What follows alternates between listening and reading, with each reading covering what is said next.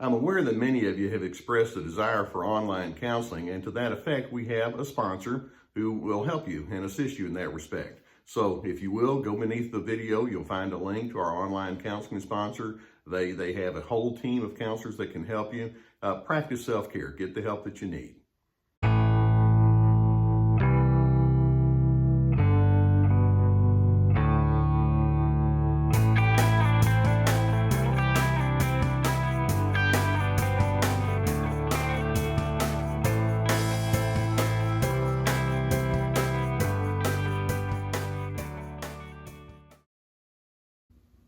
Have you ever been around someone who can take offense at pretty much anything and everything? It may be that you're trying to talk with them about something that in your mind is kind of a plain topic, and that person can go straight into a high defensive posture.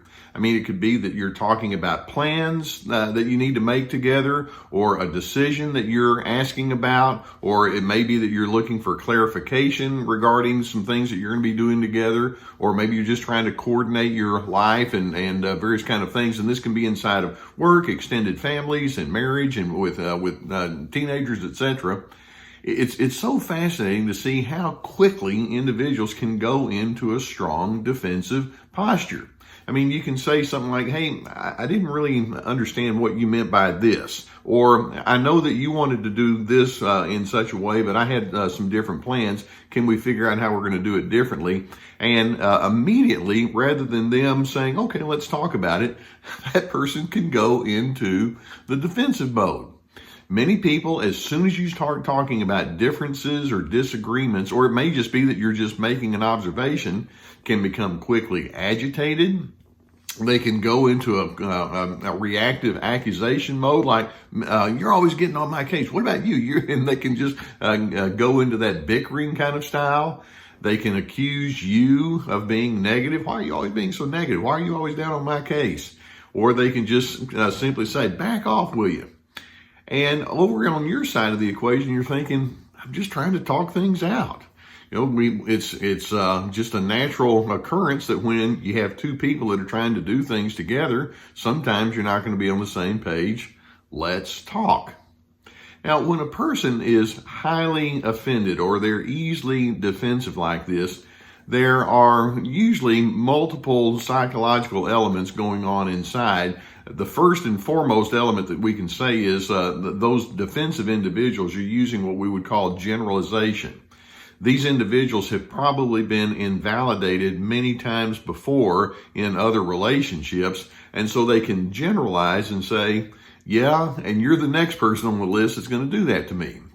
And they don't even give you the distinction of being your own separate person. They just kind of bundle you in with all the other individuals that have made their lives miserable. And so there's such a quick instinct that they don't slow down and think, wait a minute, let's look at this carefully. This is you, and I know you have a good reputation. No, they just generalize and go into that.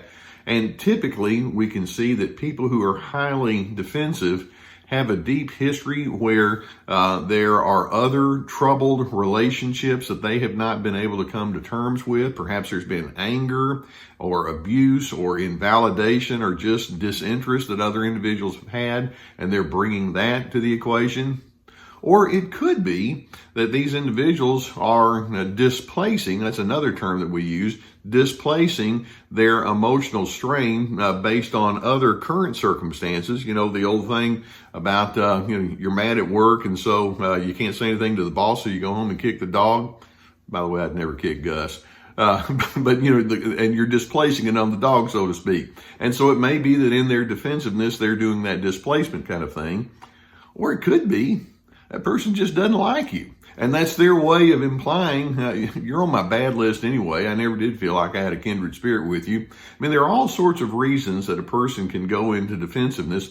And frankly, most of them are not good reasons. And yet there they are that are doing it. Now, as you look at the ways that we can interact with each other, even in the midst of our differences, or as we try to have clarification conversations, there really are some good ways that we could do it. For example, we could just kind of approach one another with the attitude that says, we're just trying to keep each other informed. Nothing more, nothing less. We don't have to suppress when we're around each other. We want to have a sense of openness. How hard is that? Or you can approach one another with an attitude that says, we're a team here. And as team members, we each have different functions. And so let's do what we can to stay as coordinated as possible. That would be a healthy thing that you could bring to the equation. You want to have a reputation of being fair and open-minded and objective. You want to be the kind of person that makes room for mishaps or disappointments, and you recognize that everybody brings personal flaws to the equation. You can deal with that.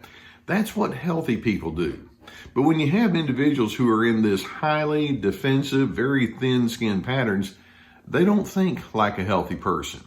So there are several things that I want you to consider as you're dealing with that very defensive person, because the last thing you want to do is join in with the with that dysfunctional style of communication, and you only take it from bad to worse.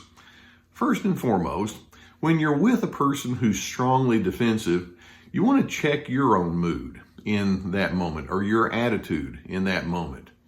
Are you already agitated and they're just kind of stoking that fire? Are you already ticked off when you're trying to approach different things that need to be discussed with that person? And make sure that you're at a steady place. Let's keep in mind that defensive person is illustrating that they're in a very moody place. You don't want to take your cues from someone who's already in an unstable way of thinking and being. A second thing you want to consider is check your desire to be in control. As you talk about your needs or your differences or your observations or your preferences and that other person becomes defensive, do you then go into the mode that says, I've got to get that person to think right or to respond right? That would be your control desire. Let's keep in mind that that defensive person is in a highly controlled mindset. They have a fixed notion as to how things are supposed to be, and apparently you're not fitting into that groove. Do you want to go into a counter control style with them?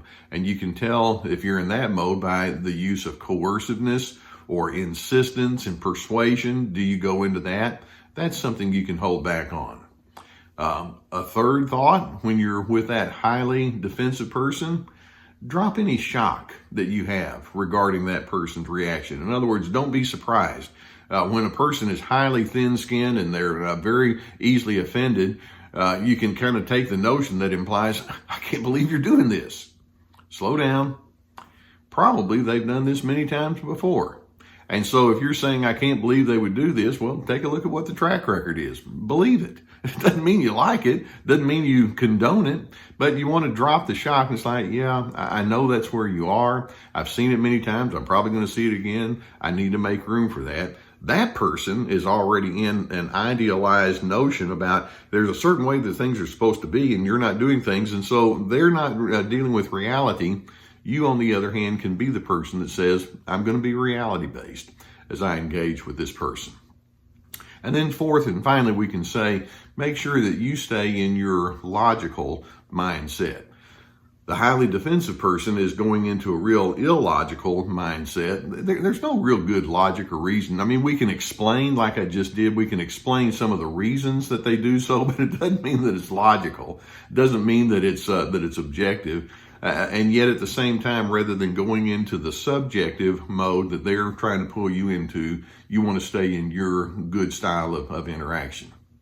So one of the major traits of a healthy personality is the ability to disagree agreeably.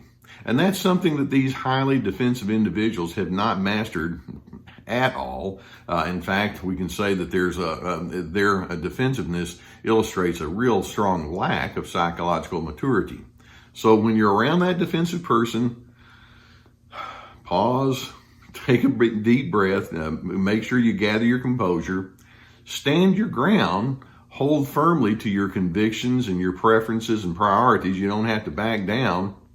And then you'll need to decide, I guess I'm going to have to let my ensuing firmness of conviction and my lifestyle practices be the thing that is my major portion of communication. I'm not going to try to twist someone's arm when they're clearly making it known they don't want to hear me.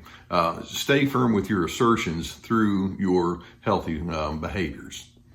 I know this can be rather difficult, and you think, well, gosh, if they would only stop that, then we could get along just fine, but they're not. And so that does put more of the onus on you to be the healthier alternative. I hope that you're up to the task. I hope that videos such as this give you some things to think about. If you've not already done so, I'd encourage you to subscribe to my Dr. Les Carter channel. We already have my Surviving Narcissism channel, but this is one where we talk about some different kinds of issues than narcissism. We talk about that plenty on the other channel, don't we? But this gives us an opportunity to get into that. And so if you would, go ahead and hit that subscribe button, and we'll keep more of these videos coming. If you have a need for counseling, if there's someone in your area that can help you unpack these kind of things, I would encourage you to take advantage of that. If you don't have that person, or if you would prefer otherwise, I would encourage you to go beneath the video. We have a link to one of our sponsors who can help you with online counselors. There's a whole team of individuals who could be available to you, and can link you up with some individuals who can help you out with that. In addition, we have my courses, our webinars. We have my books, When Pleasing You is Killing Me, and The Anger Trap, and those kind of resources below. So avail yourself to that as the need is there.